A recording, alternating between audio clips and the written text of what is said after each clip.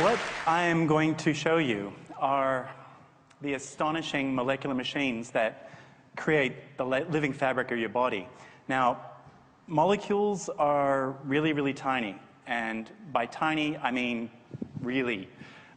They're smaller than the wavelength of light, so we have no way to directly observe them.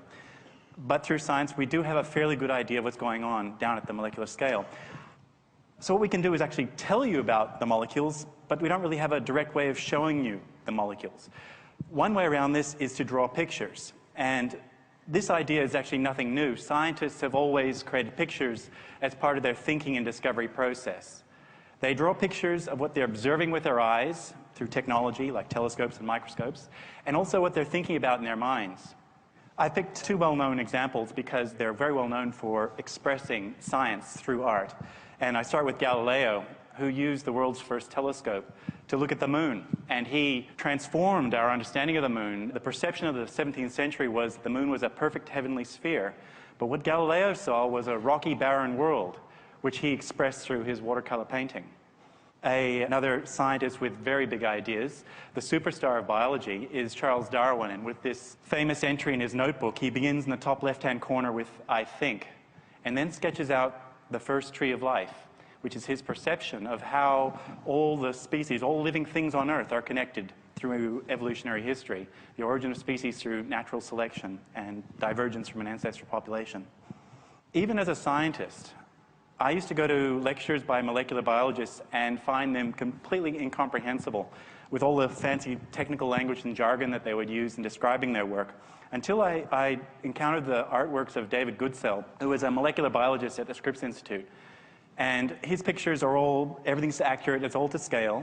And his work illuminated for me what the molecular world inside us is like. So this is a transection through blood.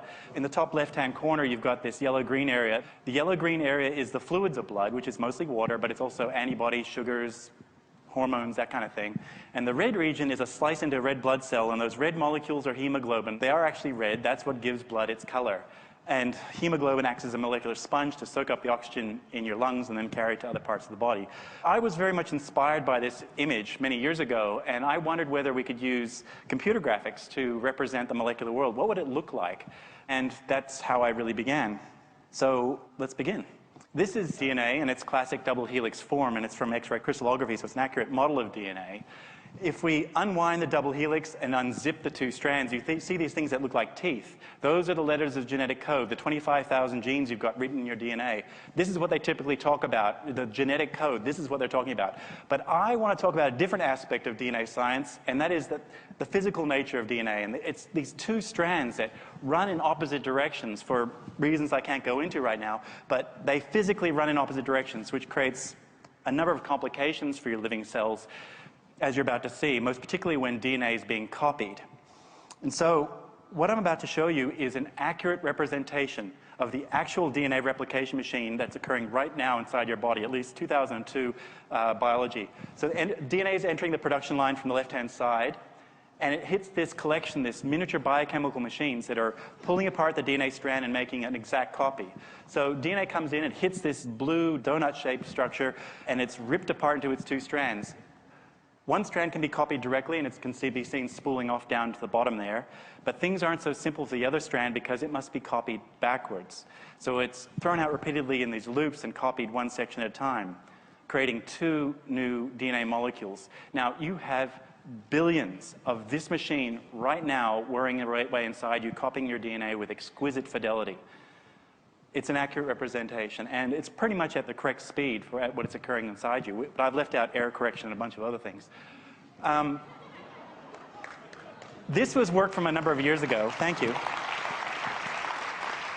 This is work from a number of years ago, but what I want to show you next is updated science. It's updated technology.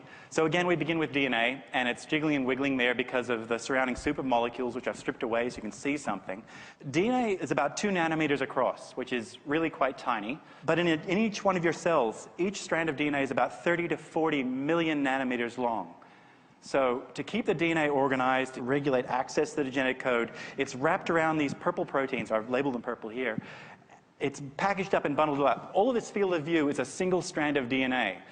This huge package of DNA is called a chromosome. And we'll come back to chromosomes in a minute. We're pulling out, we're zooming out through a nuclear pore, which is sort of the gateway to this compartment that holds all the DNA called the nucleus. All of this field of view is about a semester's worth of biology, and I've got 7 minutes, so we're not going to be able to do that today. No, I'm being told no. This is the way a living cell looks down a light microscope, and it's been filmed under time-lapse, which is why you can see it moving. The nuclear envelope breaks down. These sausage-shaped things are the chromosomes, and we'll focus on them. They go through this very striking motion that is focused on these little red spots. When the cell feels it's ready to go, it rips apart the chromosome. One set of DNA goes to one side, the other side gets the other set of DNA, identical copies of DNA, and then the cell splits down the middle. And again, you have billions of cells undergoing this process right now inside of you. Now we're going to rewind and just focus on the chromosomes and look at its structure and describe it.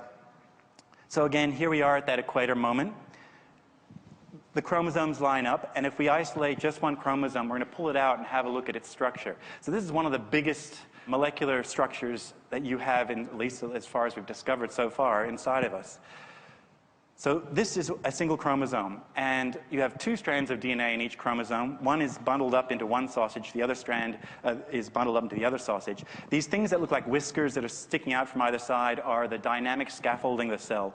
They're called microtubules, but the name's not so important. But what we're going to focus on is this red region. I've labeled it red here, and it's the interface between the dynamic scaffolding and the chromosomes. It is obviously central to the movement of the chromosomes. We have no idea really, as to how it's achieving that movement. We've been studying this thing called the kinetochore for over 100 years with intense study, and we're still just beginning to discover what it's all about. It is made up of about 200 different types of proteins, thousands of proteins in total. It is a signal broadcasting system. It broadcasts through chemical signals, telling the rest of the cell when it's ready, when it feels that everything is aligned and ready to go for the separation of the chromosomes. It is able to couple onto the growing and shrinking microtubules. It's transiently, it's involved with the growing of the microtubules, and it's able to transiently couple onto them. It's also a tension sensing system. It's able to feel when the cell is ready, when the chromosome is correctly positioned. It's turning green here because it feels that everything is just right. And you'll see that there's one little last bit that's still remaining red. And it's walked away down the microtubules. That is the signal broadcasting system sending out the stop signal, and it's walked away. I mean, it's that mechanical. It's molecular clockwork. This is how you work at the molecular scale. So with a little bit of molecular eye candy, we've got kinesins, which are the orange ones. They're little molecular courier molecules walking one way. And here are the dynein. They're carrying that broadcasting system, and they've got their long legs so they can step around obstacles and so on. So again, this is all derived accurately from the science. The problem is we can't show it to you any other way. Exploring at the frontier of science, at the frontier of human understanding, is mind-blowing. Discovering this stuff is certainly a pleasurable incentive to work in science. But most medical researchers, this is just discovering this stuff is simply steps along the path to the big goals, which are to eradicate disease, to eliminate the suffering and the misery that disease causes, and to lift people out of poverty. Thank you.